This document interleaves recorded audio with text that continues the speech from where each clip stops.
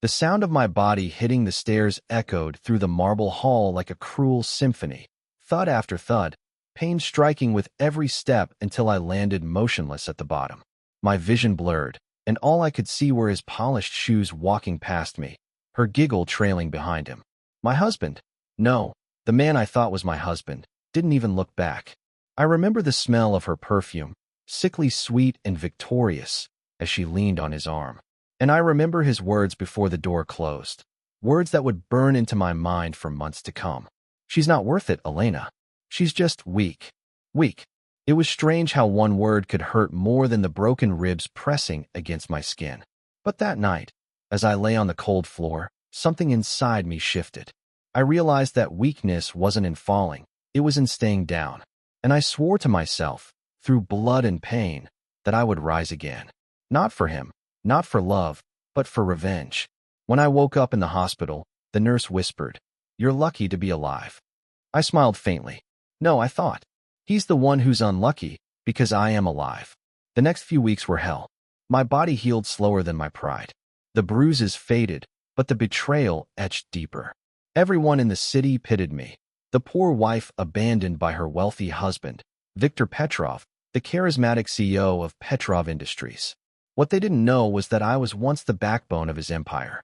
The designs, the presentations, the charm. He took them all from me. I had built him up, and he had thrown me down. But I also knew things, secrets he thought I'd forgotten. Passwords, hidden accounts, the truth about how he rose to power. So while he flaunted his mistress, parading her through luxury events and magazine covers, I rebuilt myself in silence. I moved into a small apartment, started working as a consultant under a fake name, and used every contact I'd once made for his success.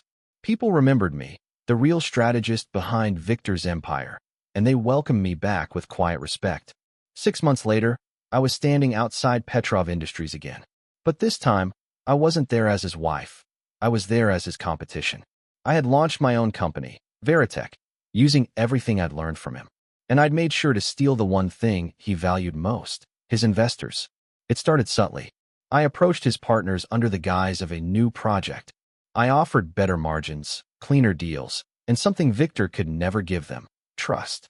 Within 3 months, Petrov Industries began to bleed from the inside.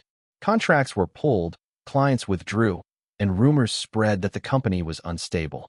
Viktor, of course, panicked. His perfect world began to crack. And when he finally traced it back to me, he called. "Elena," he said, his voice shaking, "what have you done?" "What you taught me," I replied coolly. "You always said business was war. I just learned to fight." There was silence on the line. Then he laughed bitterly. "You think you've won?" "Oh no," I said softly. "I'm just getting started." And I was. Because revenge, for me, wasn't about taking his money. It was about taking his peace. I leaked evidence of his tax frauds to the media. I sent anonymous tips to his board members about his misuse of company funds for his mistress. Within weeks, he was facing investigations, lawsuits, and public disgrace. He tried to blame me, but by then, I had already positioned myself as the woman who rose from his betrayal. The public loved a redemption story. They hated a cheating husband even more. And then came the night that changed everything. He showed up at my penthouse, drunk, desperate, a shadow of the man he once was. His expensive suit was wrinkled, his eyes bloodshot. "You've ruined me," he hissed. "Everything I had gone. Are you happy now, Elena?" I looked at him for a long time. This was the man who once called me weak. The man who had pushed me down both the stairs and in life. And I smiled. "Not yet," I whispered. Before he could speak again, my phone rang. It was his mistress, crying. She had just been arrested for embezzlement. I had made sure of that. I looked him in the eyes and said, "Now, I am." He fell to his knees, broken. The once proud Viktor Petrov, begging for mercy. But I had none left to give. Revenge wasn't as sweet as I thought it would be.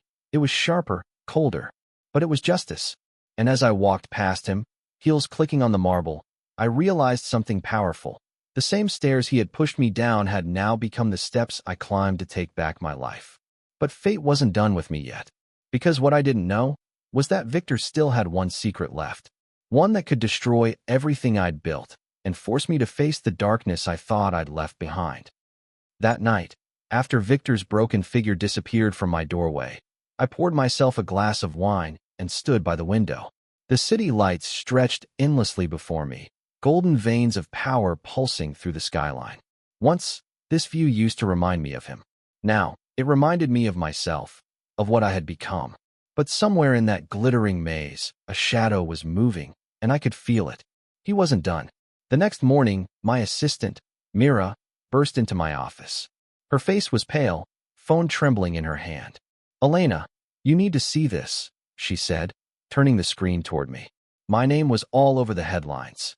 Asterisk, Veritech under fire for insider manipulation. Asterisk attached below was an anonymous document claiming I'd used illegal means to destroy Petrov Industries. Every line dripped with detail, bank transfers, confidential emails, transactions that seemed too real. My stomach twisted. It was perfect. Too perfect. Only one person could have had access to that level of information. Victor. He had struck back. "Mira, lock down all accounts," I said sharply. "Freeze communications. And get our legal team in here, now." Within hours, the office that usually buzzed with quiet confidence turned into a battlefield. Lawyers ran in and out, screens filled with alerts. Investors called nonstop.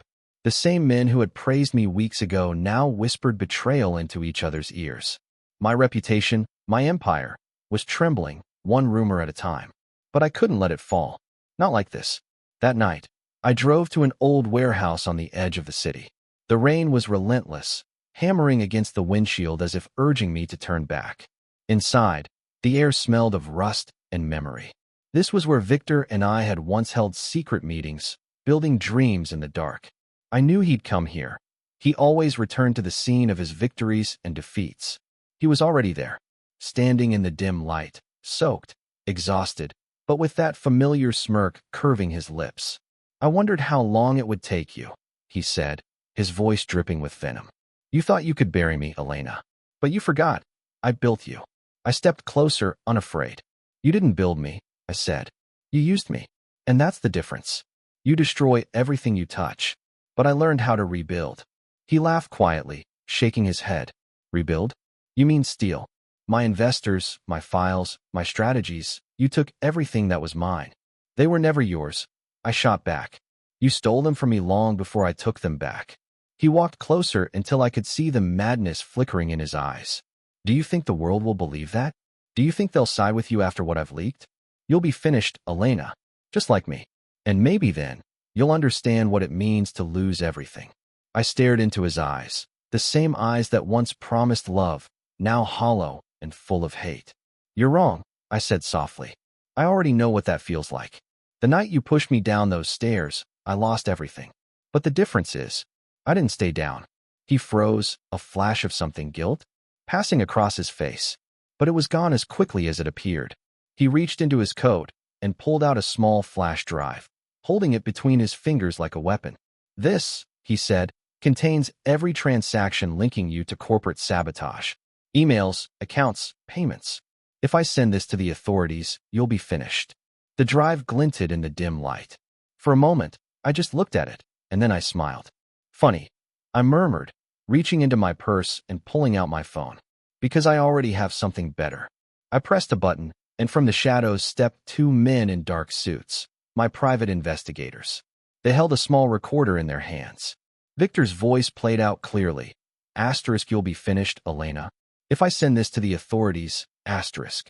His face went white. "I've been recording every word since the moment I walked in," I said coldly. "This, Victor, is called insurance." He lunged forward, trying to grab the device, but one of the men blocked him.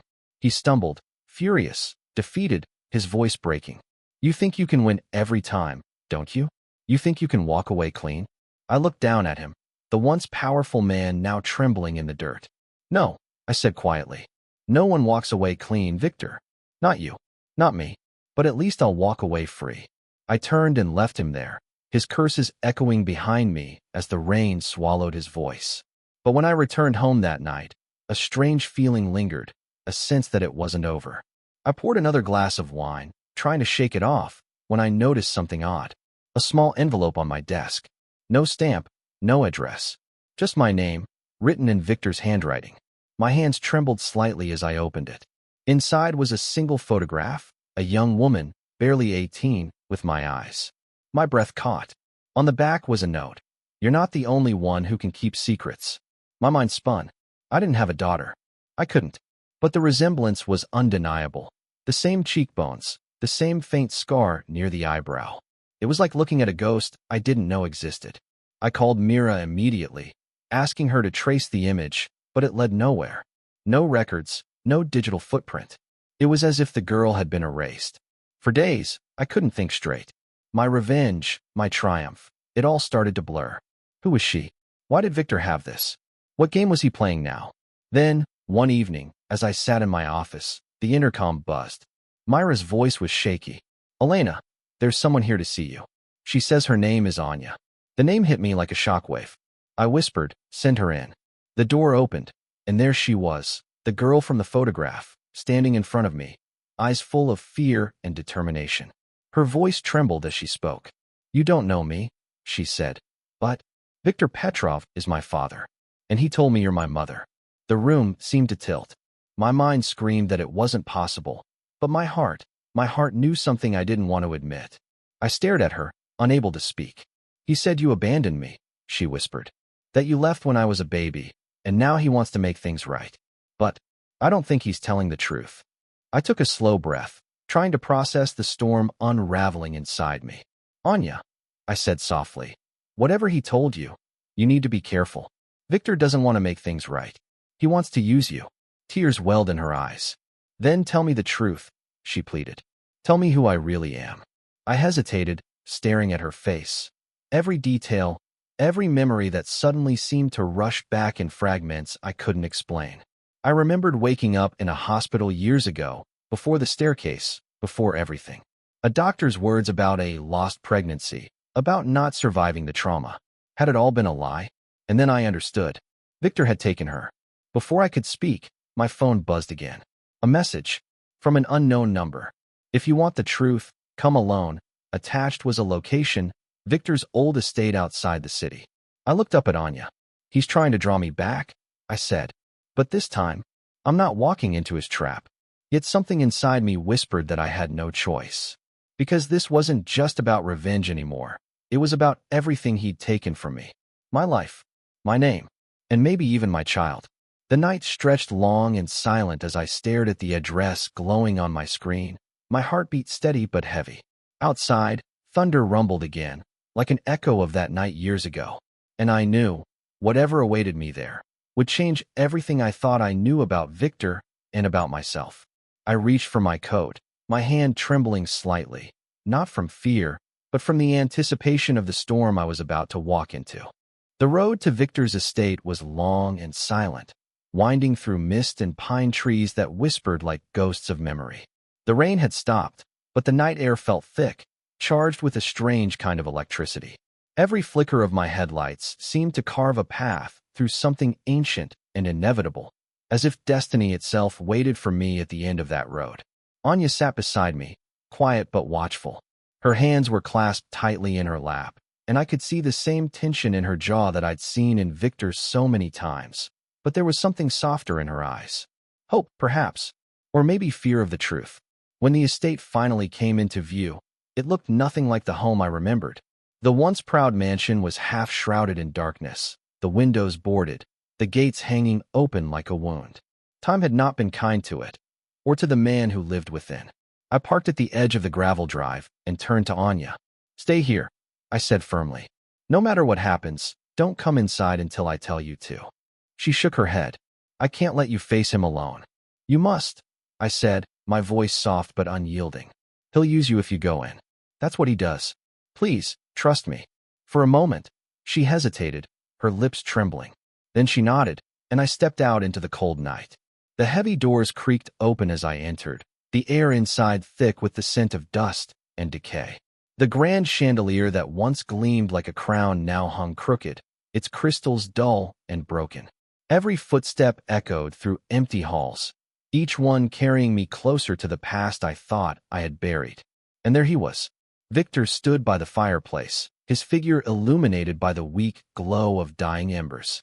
He looked older, much older, his hair streaked with gray, his posture weary. But his eyes, those cruel, cunning eyes were still the same.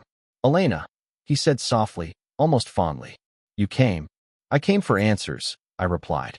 "Who is she, Victor? What did you do to her?" He smiled faintly, turning a glass of whiskey in his hand. "So you've met her. My beautiful daughter. Our daughter."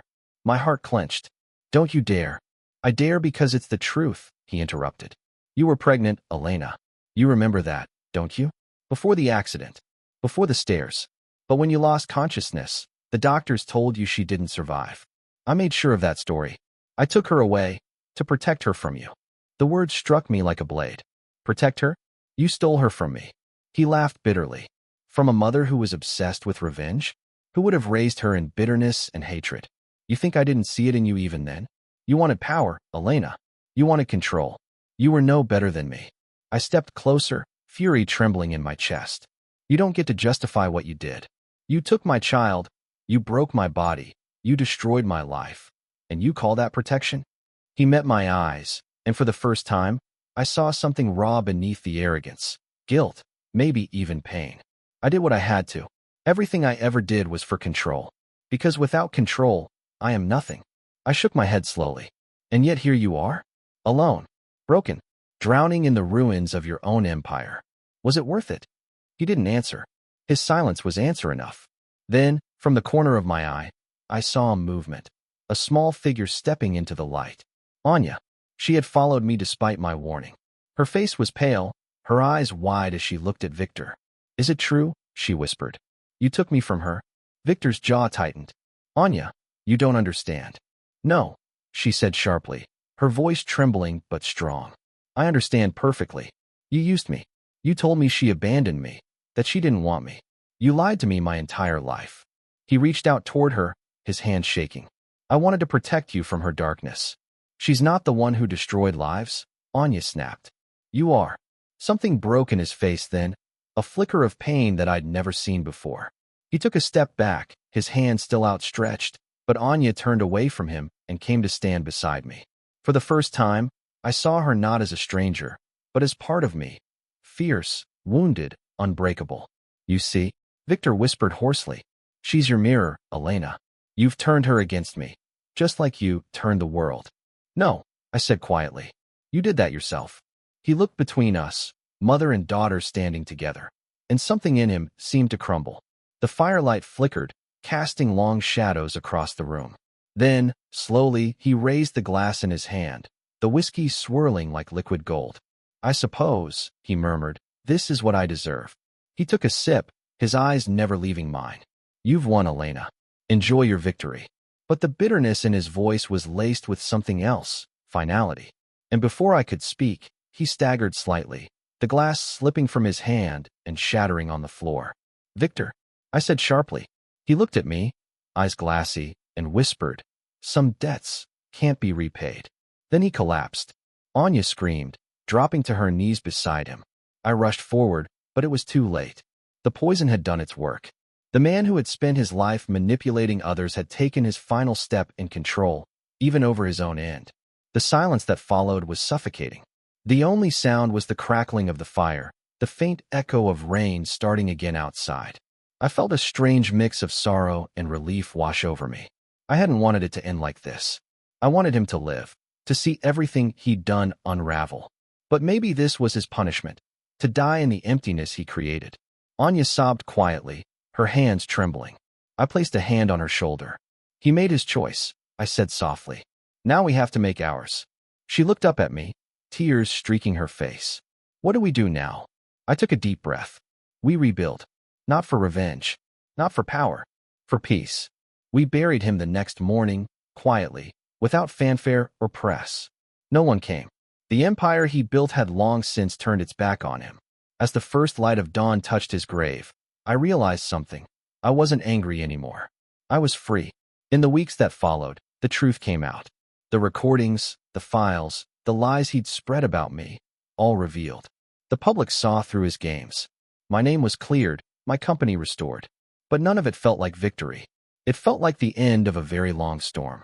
Anya and I spent long nights talking, piecing together the years we'd lost. She told me about her childhood, the loneliness, the strict control, the stories Victor told her about me. And I told her about the woman I used to be, the one who'd been pushed down those stairs and decided never to stay down again. One evening, as the sun set over the city, she turned to me and said, "You know, he always said you were dangerous." I smiled faintly. He wasn't wrong. "But I think you were brave," she said quietly. "And he was afraid of that." Her words lingered in the air like a benediction. Maybe that was true. Maybe Victor had feared me because I represented something he could never possess, the strength to rise again, not through control, but through resilience. Months passed, and Veritech grew stronger than ever. But I had changed. I no longer chased power. I sought meaning. I started a foundation for women rebuilding their lives after abuse, named it the Phoenix Initiative. Because we all have to burn a little before we rise. One afternoon, while walking through the foundation's new office, I found a photograph hanging on the wall, a candid shot of me and Anya laughing, sunlight catching our faces. For the first time in years, I saw peace there. Real peace. I knew Victor's ghost would always linger somewhere in the edges of our lives, but it no longer haunted me. It reminded me of what I survived, of what I reclaimed. And sometimes, when I walked past a staircase, any staircase, I would pause, just for a second, remembering that night, the fall, the pain, the laughter fading behind me. Then I would climb, one step at a time, unshaken, unafraid. Because that was my real revenge, not his downfall, not his death. It was the life I built after him, the woman I became despite him. And as the city lights glimmered outside my window once more, I realized something profound. Revenge had once driven me, but redemption had saved me. The storm had passed, the ashes had settled, and from them, I had risen, not as the woman he destroyed, but as the one he never could.